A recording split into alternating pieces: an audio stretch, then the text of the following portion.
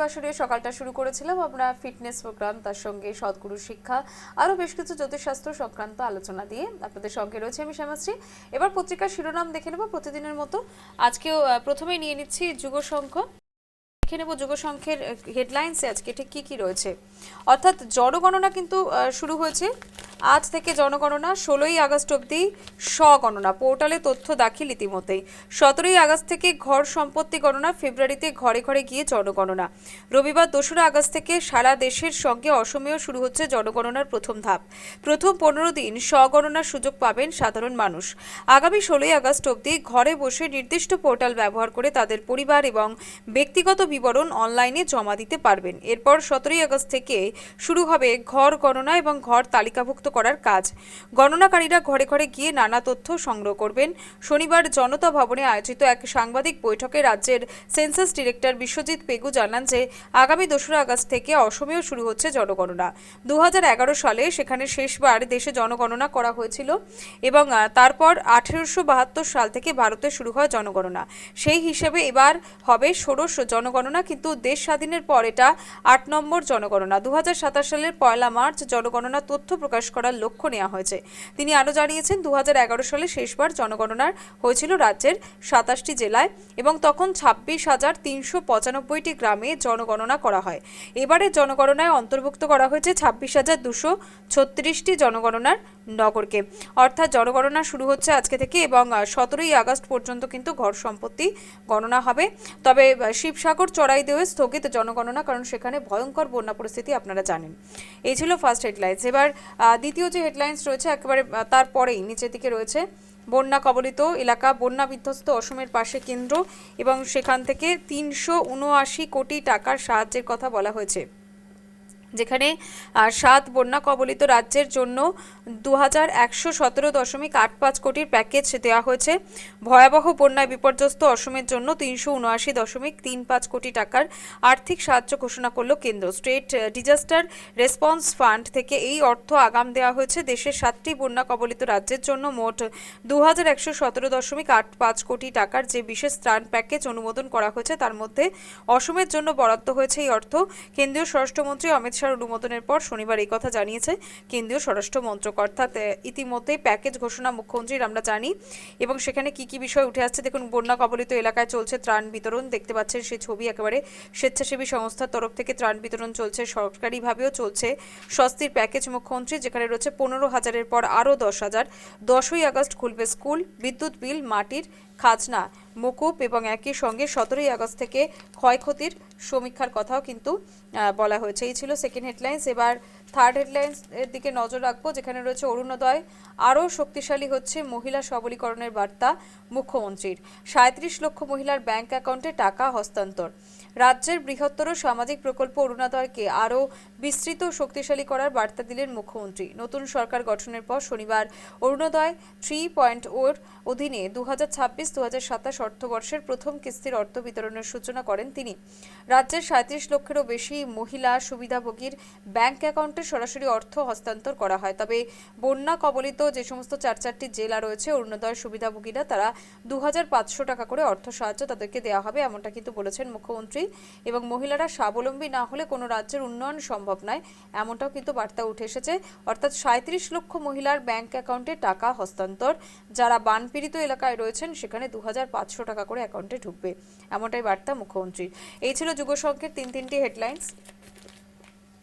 এবার পরবর্তী জনপ্রিয় যে অসমীয়া পত্রিকা অর্থাৎ নিয়মিয়া বার্তার দিকে আমরা নজর রাখবো এবং নিয়মিয়া বার্তার প্রথম যে হেডলাইন্স রয়েছে সেদিকে আমরা নজর রাখবো, যেখানে কিন্তু আমরা দেখেছিলাম যে গতকালও বিভিন্ন জায়গায় পোস্ট হয়েছিল এই বিষয়ে সতর্কবার্তা, অশ্লীল ভাষা ব্যবহারের ক্ষেত্রে সতর্কবার্তা দেওয়া হয়েছে, যেখানে কিন্তু রয়েছে পুনঃ ভিডিও বার্তা প্রধানমন্ত্রীর। আবার কিন্তু প্রধানমন্ত্রী ভিডিওতে বার্তা দিলেন যে কোনো রকম অশ্লীল ভাষা ব্যবহার না করা হয়। অশ্লীল ভাষায় আক্রমণকারী, অশিষ্ট যে সমস্ত লড়াচড়ি মানে অশিষ্ট যে সমস্ত ছেলে মেয়েরা আছে তারা নৈতিকতার পাঠ দিক, ক্ষমা প্রদান করুক। অর্থাৎ তিনি বলছেন যে তাদেরকে ক্ষমা করে তাদেরকে শেখাতে হবে যে কিভাবে কথা বলতে হয়, কিভাবে সঠিকভাবে মানুষের সঙ্গে ওঠাপড়া করতে হয়। দাঁতে ওঠে লাগে তো, অর্থাৎ বলছেন যে তাদেরকে শুধুমাত্র মুখে বোঝালে হবে না, তাদেরকে সুন্দর করে বোঝাতে হবে, এমনটাই কিন্তু বলেছেন শুক্রবার রাত 11টা নাগাদ প্রধানমন্ত্রী সামাজিক মাধ্যমে আবারও এমনই ভিডিও বার্তা দিয়েছেন। এই ছিল ফার্স্ট হেডলাইন্স।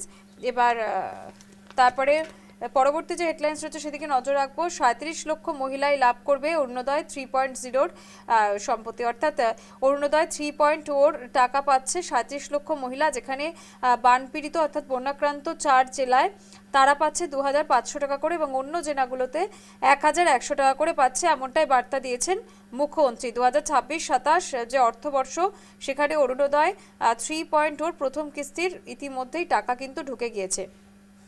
পরবর্তী হেডলাইন্স রয়েছে 3 থেকে 5ই আগস্ট বন্যাক্রান্তদের অ্যাকাউন্টে 15,000 টাকা ঢুকবে। তার মধ্যে শিবসাগর চলাইদিও বাসিন্দা তারা কিন্তু জুলাইতে 300 ইউনিট বিদ্যুৎ তাদেরকে মুকুব করা হয়েছে এবং এই দিনগুলোতে মাটির যে খাজনা রয়েছে সেগুলো কিন্তু তাদেরকে মুকুব করে দেওয়া হয়েছে। 10ই আগস্ট আবারও 10,000 টাকা ঢুকবে, অর্থাৎ 15,000 টাকা ঢুকবে তাদের 3 থেকে 5ই আগস্টের মধ্যে। তারপর 10ই আগস্ট তারা আরও 10,000 টাকা পাচ্ছেন, এমনই বার্তা রয়েছেন মুখ্যমন্ত্রীর তরফ থেকে। অঙ্গনওয়াড়ি কেন্দ্রকে দেওয়া হবে 2.5 লক্ষ টাকা, বার্তা দিয়েছেন মুখ্যমন্ত্রী। এবং অন্যদিকে শিবসাগর জেলাকে 55,000 টাকা ইতিমধ্যে অনুদান করা হয়েছে, অর্থাৎ প্রত্যেকের অ্যাকাউন্টে 15,000 আরও 10,000 এবং এদিকে অঙ্গনওয়াড়িকে 2.5 লক্ষ টাকা এবং শিবসাগরে বন্যা পীড়িতদের জন্য ইতিমধ্যেই 55,000 টাকা কিন্তু দান করা হয়েছে।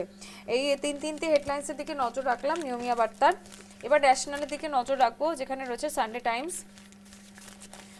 টাইমস অফ ইন্ডিয়ার সানডে এডিশনে যেটা থাকে, এবং সেই সানডে এডিশনের দিকে যদি আমরা নজর রাখি সেখানে রয়েছে প্রথমেই PM working to ensure fair education system, অর্থাৎ শিক্ষা ব্যবস্থা নিয়ে যাতে আর কোনো রকম প্রশ্ন না ওঠে তা নিয়ে কিন্তু বার্তা দিয়েছেন প্রধানমন্ত্রী Narendra Modi. Prime minister Narendra Modi Saturday said his government was working to ensure the discrimination free education system and equal opportunities for all, অর্থাৎ প্রধানমন্ত্রী নরেন্দ্র মোদীর সরকার ইতিমধ্যে কিন্তু বার্তা দিয়েছেন যে এবার শিক্ষাক্ষেত্রে একেবারে সকলের সমতা পাবে এবং সঠিক শিক্ষার বার্তা তুলে দিয়েছেন। এবং তার যে সরকার সেই সরকার কিন্তু সেই কাজই করছে কেন্দ্রীয় সরকার। Remove language barriers and expand across the professional courses, এবং সেক্ষেত্রে যে ভাষাগত তারতম্য রয়েছে সেগুলোকে সরিয়ে দেওয়া হবে। প্রফেশনালিজম অর্থাৎ পেশার দিকটা নজর দেওয়া হবে। এবার সেকেন্ড যে হেডলাইন্স রয়েছে সেদিকে নজর রাখবো। 6 years on India and China resume border trade, অর্থাৎ ইতিমধ্যে কিন্তু 6 বছর ধরে ভারত এবং চীনের মধ্যে যে আন্তঃরাজ্য বাণিজ্য তা নিয়ে সেগুলি কিন্তু বন্ধ রয়েছে। Resume Saturday traditional cross border trade through the strategic Shipki La on 3,930 meters high mountain pass in Himachal Pradesh Kinnaur and district after 6 years gap, অর্থাৎ 6 বছর ধরে বন্ধ রয়েছে। আমরা যেমনটা জানি অরুণাচল ইস্যুতে চীন এবং ভারতের মধ্যে যে সমস্যা, সেই সমস্যাতে 6 বছর ধরে আন্তঃরাজ্য বাণিজ্য বন্ধ রয়েছে, অন্তর্দেশীয় বাণিজ্য বন্ধ রয়েছে। এবার কিন্তু সেদিকে নজর রাখছেন প্রধানমন্ত্রী। থার্ড যে হেডলাইন্স রয়েছে, from selecting doubt to CWG silver it's just the beginning of Jadumani's journey, অর্থাৎ যদুমণি ইতিমধ্যেই কিন্তু অসমের যদুমণি তিনি কিন্তু কিছুদিন আগেই নিয়ে এসেছিলেন ব্রোঞ্জ, এবার আবার তিনি সিলভার নিয়ে এসেছেন, যা দেশের ইতিহাসে বলা যায় বড়সড় সাফল্য এবং অসমের কাছে গর্বের বিষয়। এই ছিল তিনটি হেডলাইন্স সানডে টাইমসের থেকে আপনাদের সামনে তুলে ধরলাম হেডলাইন্স সমস্ত পত্রিকার, এবং পরবর্তী যে সমস্ত খবরের দিকে আমরা নজর রাখবো তার জন্য অবশ্যই বিস্তারিত খবর জানতে নজর রাখতে হবে নিউজ লাইভ বাংলায়। এখন প্রভাতের আলো থেকে আমি বিদায় নিচ্ছি।